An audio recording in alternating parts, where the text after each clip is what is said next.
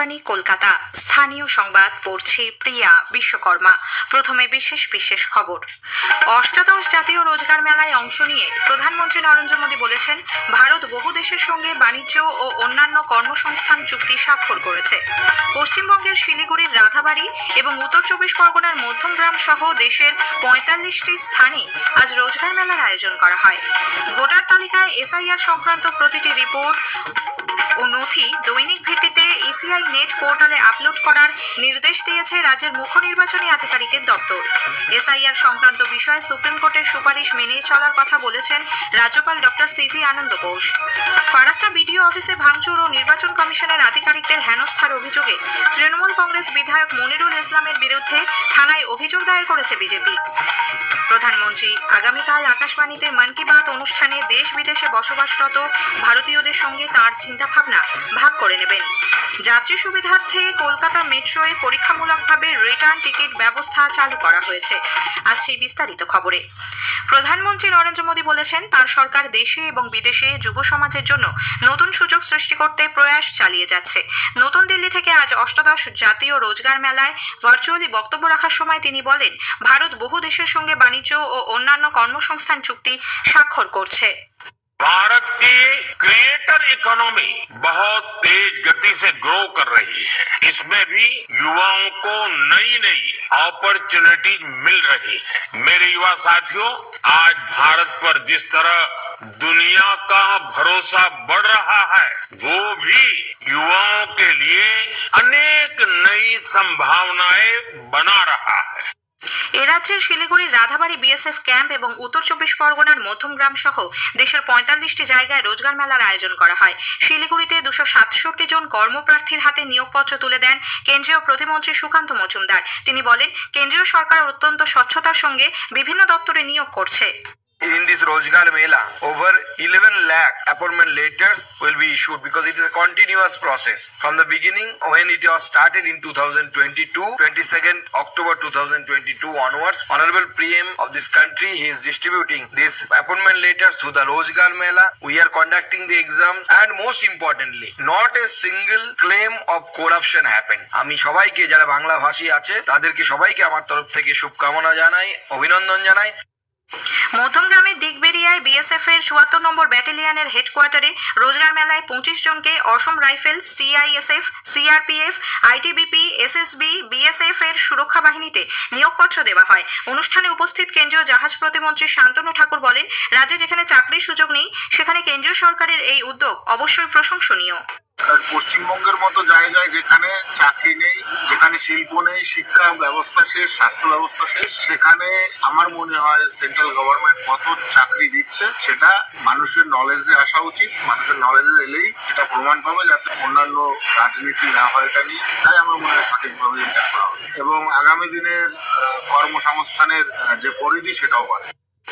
Voter তালিকায় বিশেষ নিবিড় সংশোধনী এসআইআর সংক্রান্ত প্রতিটি শুনানির রিপোর্ট ও নথি দৈনিক ভিত্তিতে ইসিআই নেট পোর্টালে আপলোড করতে নির্দেশ দিয়েছে রাজ্যের মুখ্য নির্বাচনী আধিকারিকের দপ্তর। জেলা নির্বাচনী আধিকারিকদের পাঠানো এক চিঠিতে সিইও দপ্তরের তরফে জানানো হয়েছে, নথি আপলোডের ক্ষেত্রে কোনো রকম ব্যাকলগ থাকলে ২৬শে জানুয়ারির মধ্যে তা শেষ করতে হবে। এক্ষেত্রে কোনো রকম গাফিলতি বরদাস্ত করা হবে না। এসআইআর সংক্রান্ত বিষয়ে সুপ্রিম কোর্টের সুপারিশ মেনে চলার পক্ষেই সওয়াল করেছেন রাজ্যপাল ডক্টর সিভি আনন্দ বোস। লোকভবনে আজ সাংবাদিকদের মুখোমুখি হয়ে তিনি বলেন, সুপ্রিম কোর্টের সুপারিশ অনুযায়ী কাজ করলে বর্তমানে যে সমস্যা ও বিভ্রান্তি তৈরি হয়েছে তা অনেকটাই মিটে যাবে। সেই সঙ্গে গণতান্ত্রিক ব্যবস্থার উপর মানুষের আস্থা আরও দৃঢ় হবে। রাজ্যপাল জানান, আইনি ও সাংবিধানিক কাঠামোর মধ্যে থেকেই যে কোনো প্রশাসনিক প্রক্রিয়া সম্পন্ন হওয়া প্রয়োজন। জাতীয় স্তোত্র বন্দে মাতারামের ১৫০ বছর পূর্তি উপলক্ষে লোকভবনের একটি কক্ষের নতুন নামকরণ করা হয়েছে সীতাবেদী। মুর্শিদাবাদের ফারাক্কার বিডিও অফিসে ভাঙচুর ও নির্বাচন কমিশনের আধিকারিকদের হেনস্থার অভিযোগে তৃণমূল কংগ্রেস বিধায়ক মনিরুল ইসলামের বিরুদ্ধে থানায় লিখিত অভিযোগ দায়ের করেছে বিজেপি। দক্ষিণ মালদা সাংগঠনিক জেলা বিজেপির সম্পাদক অয়ন ঘোষের নেতৃত্বে এক প্রতিনিধি দল আজ ফারাক্কা থানায় উপস্থিত হয়ে বিধায়কের বিরুদ্ধে অভিযোগ জানান।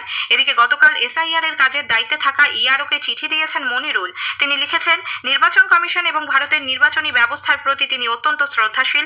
নির্বাচন কমিশনের মর্যাদাহানি বা ভোট প্রক্রিয়াকে প্রভাবিত করার উদ্দেশ্যে তিনি কোনো বক্তব্য রাখেননি। ষোড়শ জাতীয় ভোটার দিবসে আগামীকাল নির্বাচন কমিশন নতুন দিল্লিতে বিশেষ অনুষ্ঠানের আয়োজন করেছে। রাষ্ট্রপতি দ্রৌপদী মুর্মু প্রধান অতিথি হিসেবে সেখানেই উপস্থিত থাকবেন। নতুন ভোটারদের হাতে ভোটার পরিচয়পত্র বা এপিক কার্ড তুলে দেবেন তিনি। রাজ্য স্তরের মূল অনুষ্ঠানটি হবে কলকাতার ধনধান্য অডিটোরিয়ামে। দুপুরে ওই অনুষ্ঠানে রাজ্যে এসআইআর এর কাজে উল্লেখযোগ্য ভূমিকা গ্রহণ করায় প্রত্যেক বিধানসভা কেন্দ্র থেকে নির্বাচিত বিএলওদের পুরস্কৃত করা হবে। ৭৭তম সাধারণতন্ত্র দিবসের প্রাক সন্ধ্যায় রাষ্ট্রপতি দ্রৌপদী মুর্মু আগামীকাল জাতির উদ্দেশ্যে ভাষণ দেবেন।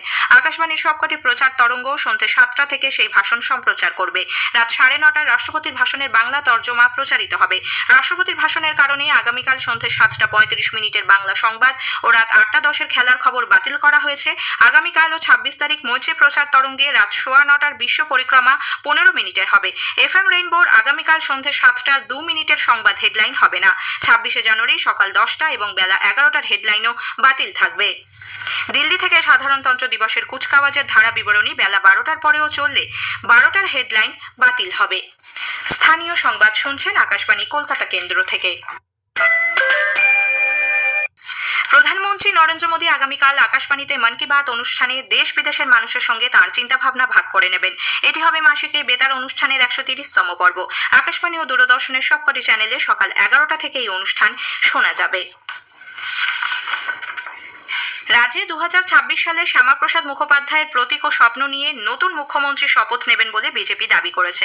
কলকাতায় আজ শ্যামাপ্রসাদ অনুশীলন কেন্দ্র পরিচালন সমিতির উদ্যোগে শ্যামাপ্রসাদ মুখোপাধ্যায়ের ১২৫তম জন্মজয়ন্তী উদযাপন অনুষ্ঠানে বিজেপির রাজ্য সভাপতি শ্রমিক ভট্টাচার্য জানিয়েছেন, রাজ্যে যেভাবে গণতন্ত্রের হত্যা হচ্ছে তাতে শ্যামাপ্রসাদ মুখোপাধ্যায় আরও বেশি প্রাসঙ্গিক হয়ে পড়েছেন। সড়ক, মহাসড়ক, রেল, পরিবেশ বান্ধব শক্তির বিকাশ সহ নানা প্রকল্পের কাজ চলছে দেশে। প্রধানমন্ত্রী নরেন্দ্র মোদীর সরাসরি তত্ত্বাবধানে এই প্রকল্পগুলির বাস্তবায়নের কাজ চলছে। Pro governance and timely implementation প্রগতি পরিমণ্ডলে ভারতের মহাসড়কের বিস্তারে জাতীয় মহাসড়ক কর্তৃপক্ষ NHAI 964টি প্রকল্প হাতে নিয়েছে। পশ্চিমবঙ্গে ৩,৯৩০ কোটি টাকা ২৬টি প্রকল্পের মধ্যে 60টি প্রকল্পের কাজ চলছে। বাঁকুড়ার ওন্দা থানার নাকাইজুড়ি এলাকায় বিজেপি নেতা তাপস বারিকের বাড়িতে অগ্নিসংযোগের ঘটনায় বিরোধী দলনেতা শুভেন্দু অধিকারী আজ সেখানে যান। কথা বলেন বিজেপি নেতা ও বাড়ির সদস্যদের সঙ্গে। ওই পরিবারকে পুড়িয়ে মারার চেষ্টার অভিযোগে সেখানে প্রতিবাদ মিছিল করেন বিরোধী দলনেতা। পরে এক জনসভায় তিনি বলেন, বিধানসভা নির্বাচনের আগে আতঙ্ক ছড়ানোর জন্য শাসক দল তৃণমূল কংগ্রেস এলাকায় অশান্তি বাঁধাতে চাইছে। এই সরকার এই পুলিশ রেখে পশ্চিমবঙ্গে কখনো এসআইআর যেমন অচলাবস্থা করেছে, ভোটও করতে দিবে না। পুলিশকে মমতা ব্যানার্জি কার্যত জামাত বা গুন্ডাতে পরিণত করেছে। ৪৮ ঘন্টা পরে ফরেন্সিক করতে এসছে। ২২ তারিখে সারাদিন গেছে, কালকে গিয়েছে, আজকে এসেছে। যেহেতু আমরা আসবো, আপনারা আসবেন, মিডিয়া ফোকাস হবে। যাত্রী সুবিধার্থে কলকাতা মেট্রোয় আজ পরীক্ষামূলকভাবে রিটার্ন টিকিট ব্যবস্থা চালু করা হয়েছে। আগে কাগজের টিকিট থাকাকালীন রিটার্ন টিকিটের সুবিধা পেতেন যাত্রীরা, তবে টোকেন ব্যবস্থা চালু হবার পর থেকে সেই পরিষেবা বন্ধ হয়ে যায়। কিউআর কোড ভিত্তিক রিটার্ন পেপার টিকিট চালু হওয়ার ফলে বারবার কাউন্টারে লাইন না দিয়ে যাতায়াতের পথে একবারই টিকিট কেটে নিতে পারবেন যাত্রীরা। তবে টিকিটে উল্লেখিত সময়ের মধ্যে রিটার্ন টিকিট ব্যবহার করতে হবে। মেট্রো রেলের মুখ্য জনসংযোগ আধিকারিক SS কান্নান জানিয়েছেন, এই পরিষেবার ফলে যাত্রীদের সময় বাঁচবে, স্টেশনে ভিড়ও কমবে। আমরা এক্সপেরিমেন্ট বেসিসে রিটার্ন টিকিট ইন্ট্রোডিউস করেছি। প্যাসেঞ্জার টিকিট পারচেজ করার পরে এন্ট্রি গেটে স্ক্যান করে ট্রাভেল করতে পারবেন। Similarly in return booking counter যেতে হবে না, ডাইরেক্টলি এন্ট্রি গেটে স্ক্যান করে they can travel. Our passenger has to preserve this ticket for return journey. Sealdah দক্ষিণ এবং উত্তর শাখার মধ্যে সংযোগকারী পথে ইস্পাতের সেতুর গার্ডার বদলের কাজের জন্য ওই দুই শাখায় আজ রাত 10টা থেকে আগামীকাল রাত 9টা পর্যন্ত টানা 23 ঘন্টা ট্রেন চলাচল বন্ধ থাকবে। এর জন্য প্রায় 15টি লোকাল ট্রেন বাতিল ছাড়াও বেশ কিছু ট্রেনের যাত্রাপথ ঘুরিয়ে দেওয়া অথবা সংক্ষিপ্ত করা হয়েছে। জরুরি মেরামতি ও রক্ষণাবেক্ষণের কাজের জন্য কলকাতা হাওড়ার মধ্যে সংযোগকারী দ্বিতীয় হুগলি সেতু আরও এক দফায় সম্পূর্ণ বন্ধ রাখার সিদ্ধান্ত নেওয়া হয়েছে। আগামীকাল ভোর 5টা থেকে রাত 9টা পর্যন্ত 16 ঘন্টা এই সেতুর ওপর দিয়ে সব ধরনের যান চলাচল বন্ধ থাকবে। জম্মু কাশ্মীরের ডোডায় সড়ক দুর্ঘটনায় প্রাণ হারানো এ রাজ্যের দুই সেনা জওয়ানের শেষকৃত্য আজ পূর্ণ রাষ্ট্রীয় মর্যাদায় সম্পন্ন হয়েছে। পুরুলিয়ার ঝালদার ফুস্তি গ্রামের বাসিন্দা 24 বছরের প্রদ্যুম্ন লোহার এবং ঝাড়গ্রামের বাসিন্দা সমীরণ সিং এর দেহ আজই গ্রামের বাড়িতে নিয়ে যাওয়া হয়। শেষ করার আগে স্থানীয় সংবাদের বিশেষ কিছু অংশ আরও একবার। অষ্টাদশ জাতীয় রোজগার মেলায় অংশ নিয়ে প্রধানমন্ত্রী নরেন্দ্র মোদী বলেছেন, ভারত বহু দেশের সঙ্গে বাণিজ্য ও অন্যান্য কর্মসংস্থান চুক্তি স্বাক্ষর করেছে। এসআইআর সংক্রান্ত বিষয়ে সুপ্রিম কোর্টের সুপারিশ মেনে চলার কথা বলেছেন রাজ্যপাল ডক্টর সিভি আনন্দ বোস। স্থানীয় সংবাদ শেষ হলো।